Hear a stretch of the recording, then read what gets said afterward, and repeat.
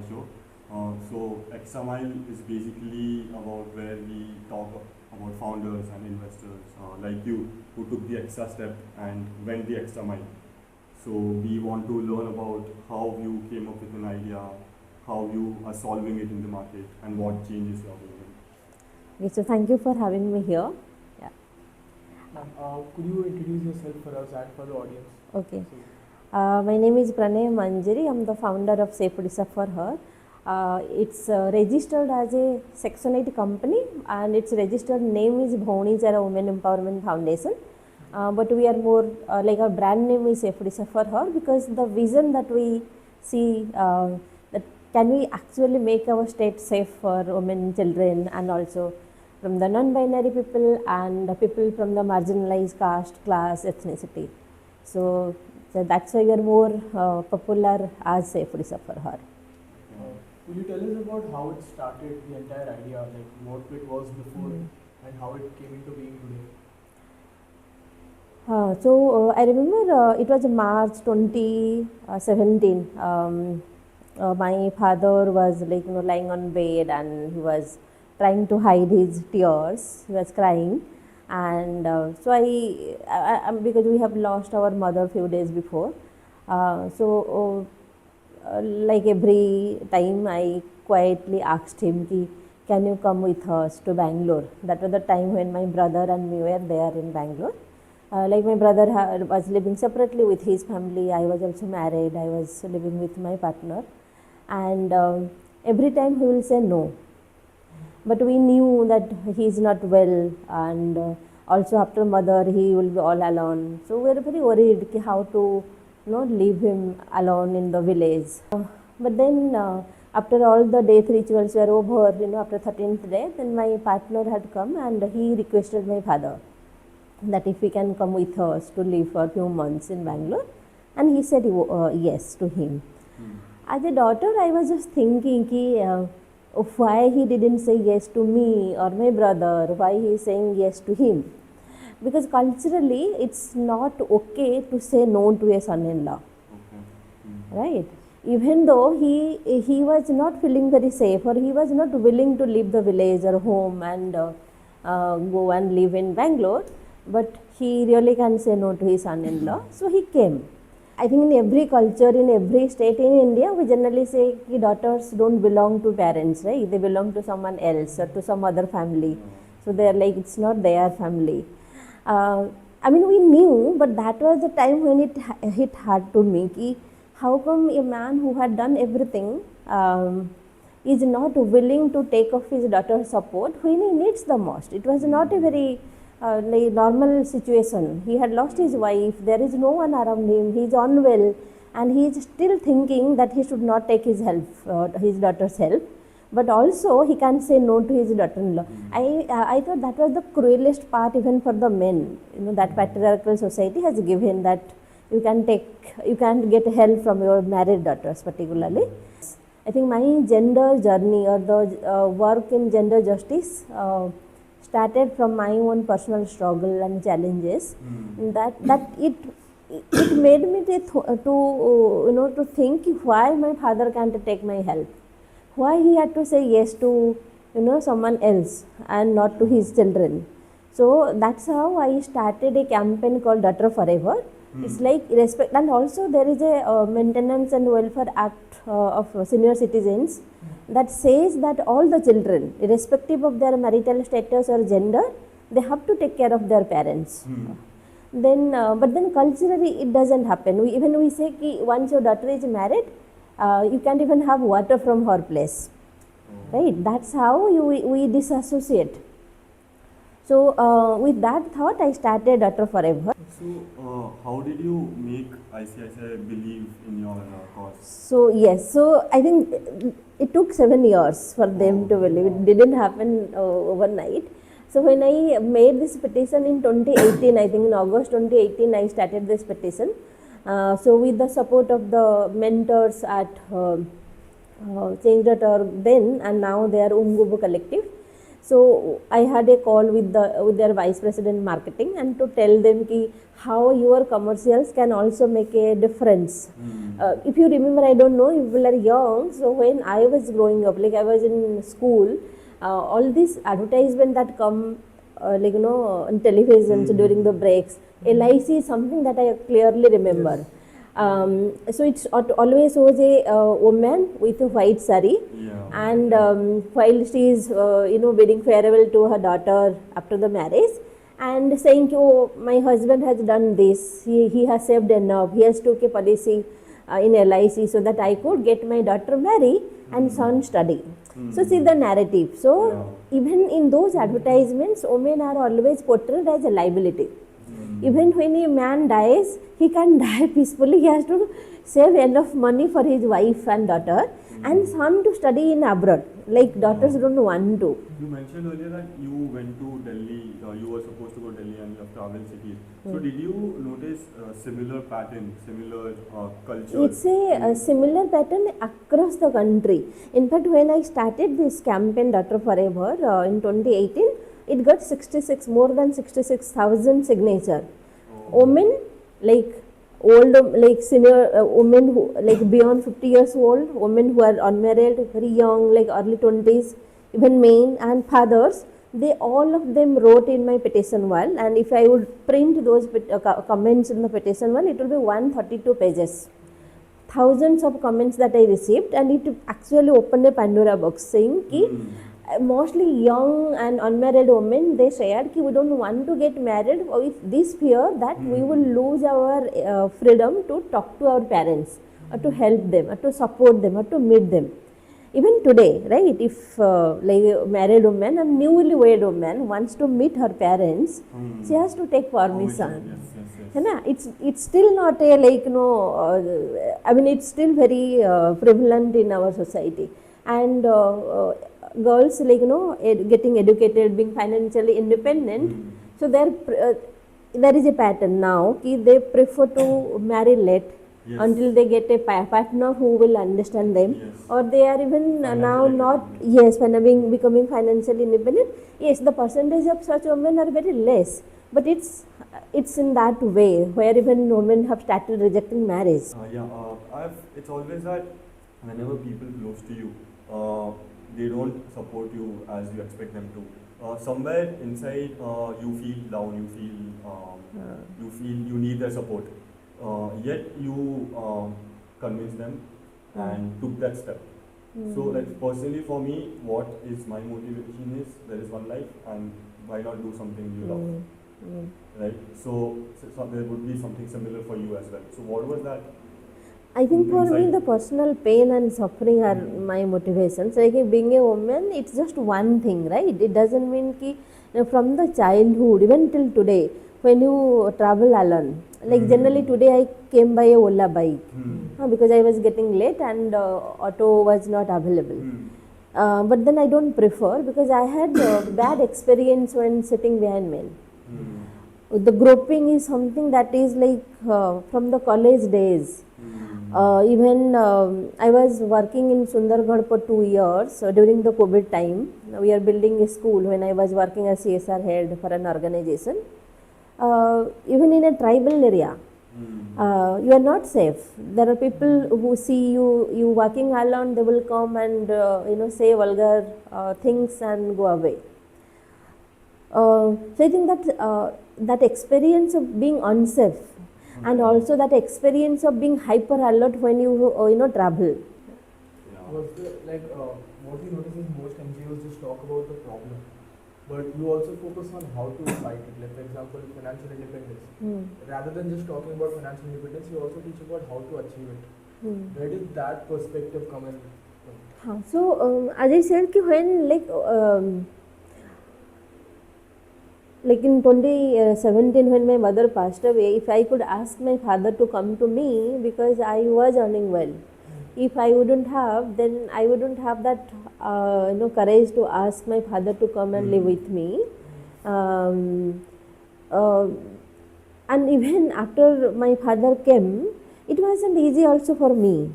When the way people ask you questions, they make you feel that you are doing some sin or some, like just by having your father living with you. And also there is another data ki even when a woman earns money doesn't mean that she has the control over her money. Even if you like any urban household, if you see the women who come to work as domestic help, so mostly I mean it's a common story, like I have lived in Delhi, Mumbai, Hyderabad, Bangalore, Bhubaneswar, that most of the men in their house are alcohol addicts, and it's the women in the family who work and run the family. But still they don't have the agency to have entire control over their own money. That is one thing. And second thing is obviously why women also still live in that abusive marriage, because culturally parents think oh, it's not your home, so that's we have already given you to that home, that is your home. That home says ko you are a pariya ladki, right? You are not, you come from another family, this place is place doesn't belong to you. So where like women will go, and the outside world is equally bad or worst.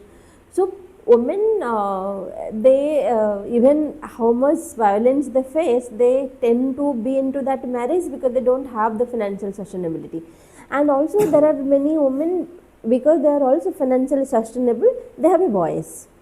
Even though they don't have much control over their money, but still they can go out, they can voice their opinion, they can be part of the decision making process. So money gives power.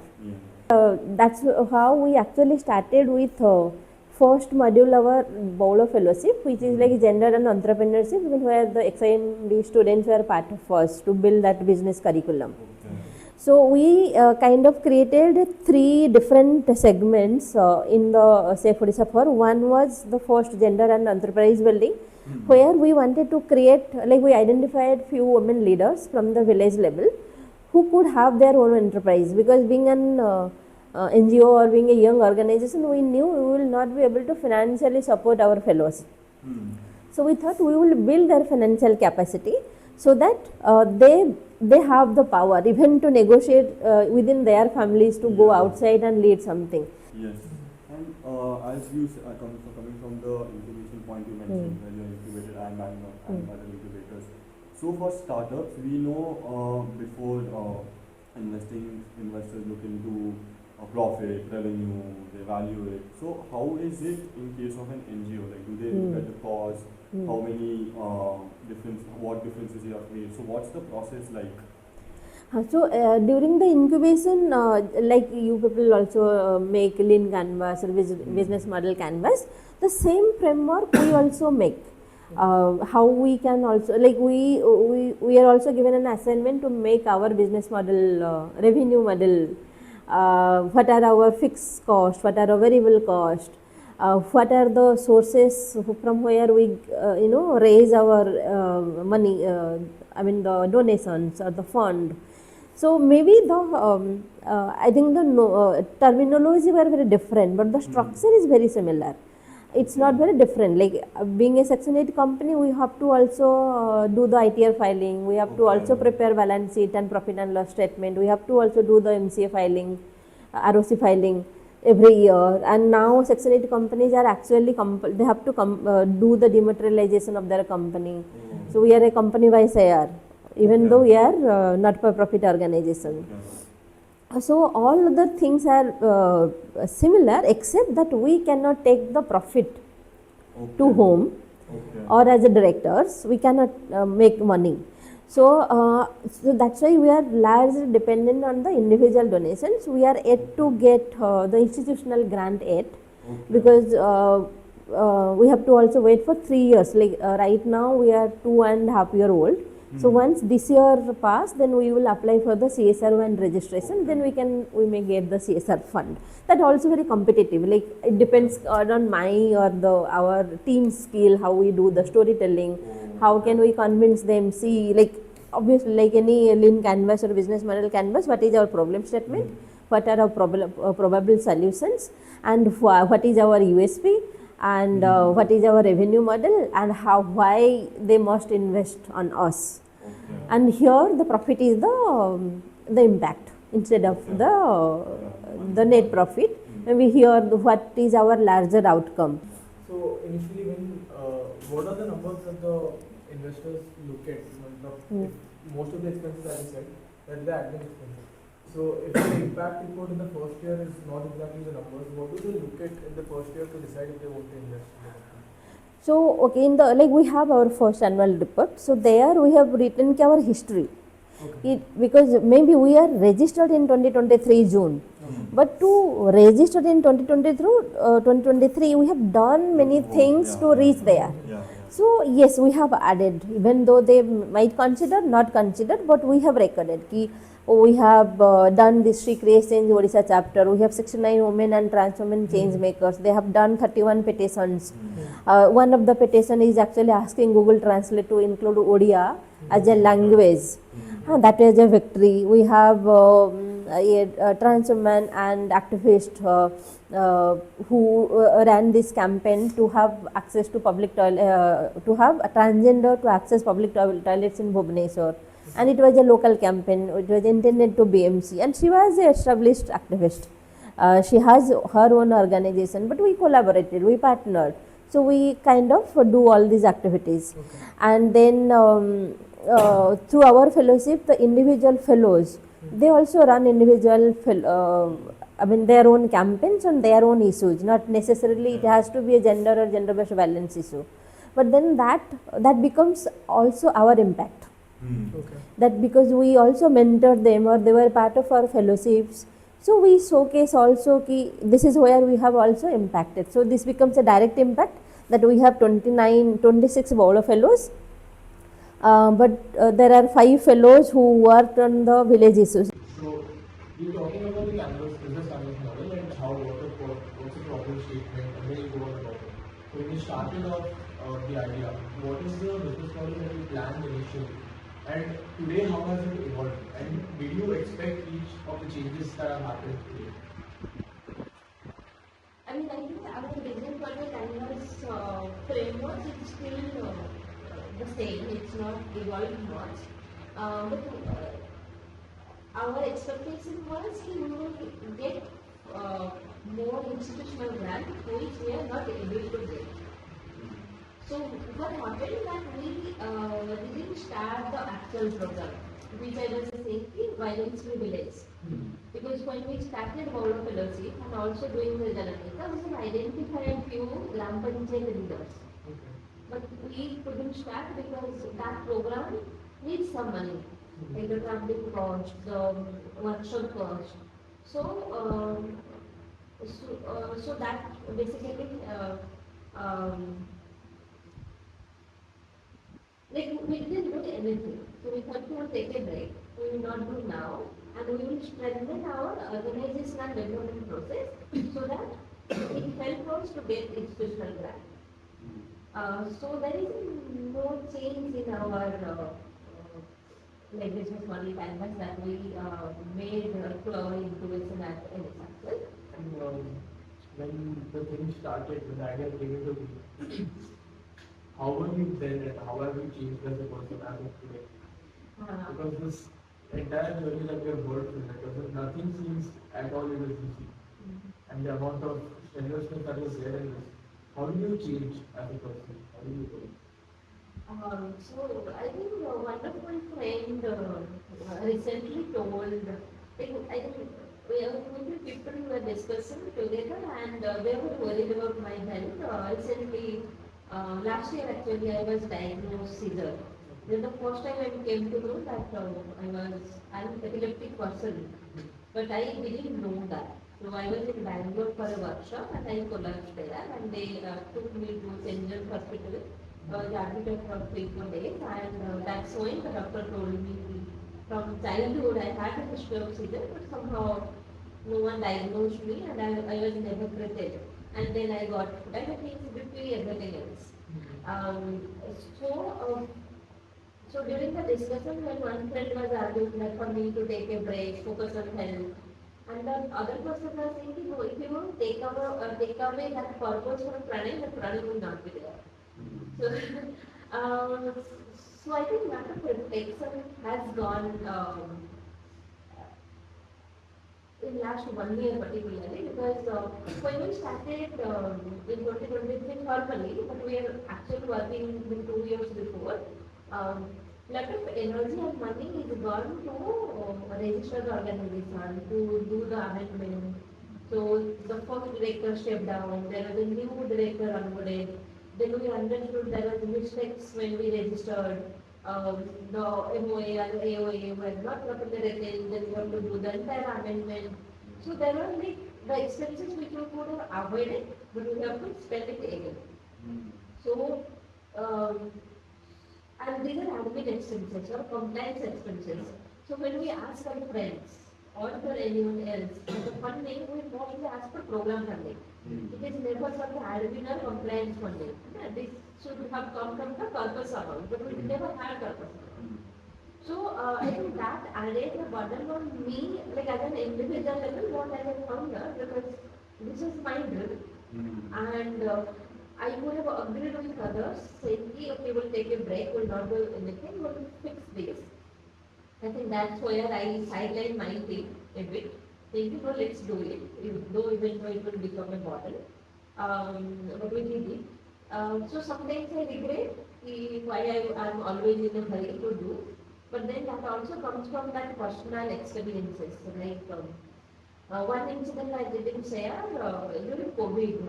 I was in Bhubaneswar with my sister. So my sister, her daughter, I think she was 4 or 5 years old then, and I was like we were, three of us were here. And then when like for some work, if my niece will come down to my living on third floor, my sister will literally bend down in the window to see like for 5-year-old daughter reaching safe to the ground floor until she pick something or something like sometimes she throws her toys. You know, she will just come and pick the toy and come. But not every time she will come. So I realized from where the fear? It's a British society, there are CCTV cameras, there are security guards. But a mother cannot feel assured not seen. Like she will literally bend over the window seeing that her daughter is safe. And sometimes she will go still the midway to pick her. So just for a 5 minutes or 10 minutes. Um, I think for me, I'm in hurry. I I don't know. I don't want to die with regret that I didn't do anything and I just complained. So I know the thing that we are working on is very complex, is very structural, and it's not going to. I mean, while I know that it is not going to change very soon, but but with the hope I'm doing it, let it actually, happen soon. So that's why even though it's sometimes very like I take a decision on my own without really considering others' opinion. Um, yeah, and because I don't have the patience to it. Till a perfect situation will come, everyone will come together, and then the work will happen. I think that's where I lose my temper or my patience, and then I go ahead. Which is not good when we come, like look at it at an organizational perspective. But I think what drives me is passion and purpose than the very strategic. I'm not bragging or glorifying this aspect, but I'm thinking, as you asked what kind of person I am, I think um, if you take away that purpose from me and ask me to behave with a very corporate person or a person with strategy, maybe I will stop working. So for me, being relevant in the space or in that moment, it matters to me. And you personally get things you mentioned, like hope, purpose. These are common in people you see like soldiers when they go for war. Right? They no matter, even if they have a bullet in them, they still have the courage to fight. You see, this is my that purpose keeps them alive. And I'm sure we Yes, like coming from a very lower middle class family, having no financial backup, having no generational asset, and also I'm a single woman. My divorce is going on, divorce petition is going on. So I'm not very financially stable in terms of my own personal financial backup. But I'm still willing to go beyond, not because I want to be a celebrated founder or I want to show the world to see what I have done. But I think that that anger in me to see or to have those calls every day saying to someone get abused is too much for me to be still and calm. So even though I understand that it is harming me, it is impacting my mental health, it is impacting my physical health, it is not helping me, but somehow I keep on working because that is more difficult to take than not doing anything or being strategic about certain things. So I'm willing, like I'm taking help of a counselor so that I deal with my emotional turmoil that is happening within me, so that I work as a team. We were thinking of ways to how do we come to a conclusion, but then I feel there was no better way to go end it on a note which said that it just made me smile when he said that you have an anger to not accept something that is wrong. And that just, I feel you are a role model in saying that line. And thanks a lot for the opportunity to actually come to our college to meet us for this interview. And it was really enlightening. Like there's a world of difference between when we read on your website versus when we hear your story from you. And we're pretty sure those who are watching also will enjoy this. Like they'll have something to take away from this video.